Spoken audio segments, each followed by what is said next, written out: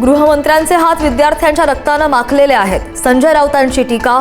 Lathi charge panel गट वापरूनही मोदी शहा संसदेत गैरहजर। राऊतांचा हल्लाबोल।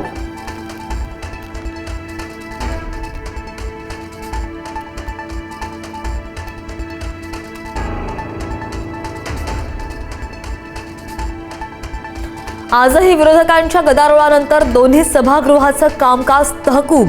लोकसभा राज्यसभेचं काम 3 ऑगस्टपर्यंत तहकूब। सोमवारी सकाळी 11 वाजता पुन्हा कामकाजाला सुरुवात होणार।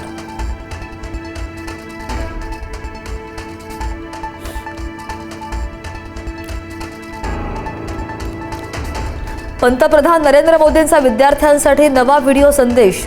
देशाच्या परीक्षा पद्धतीने बदल करण्याचा गरजेचा आहे। विधेयकामुळे परीक्षा पद्धत अधिक मजबूत आणि पारदर्शक होईल। मोदींनी व्यक्त केला विश्वास।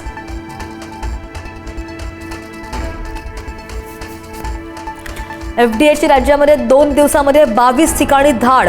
सुमारे 1,03,04,000 रुपयांचा अन्नसाठा जप्त। 2,862 लिटर दूध आणि 373 किलो दुग्धजन्य पदार्थही जप्त।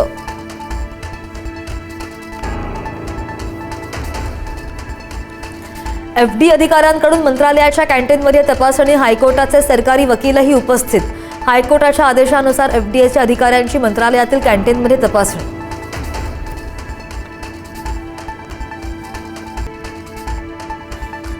पुढील काही तासांमध्ये विदर्भात मुसळधार ते अतिमुसळधार पावसाचा हवामान विभागाचा अंदाज। अकोला, चंद्रपूर, नागपूरसाठी ऑरेंज अलर्ट जारी।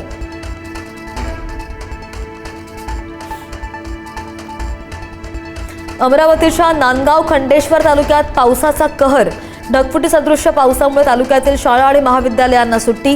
अनेक घरात शेतामध्ये सुद्धा शिरलं पाणी। अनेक नागरिकांचं सुरक्षित स्थळी स्थलांतर।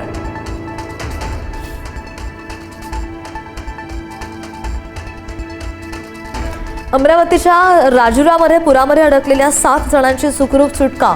मोखड नदीला आलेल्या पुरामध्ये अडकले होते नागरिक। 7ही जणांना सुरक्षित स्थळी हलवलं।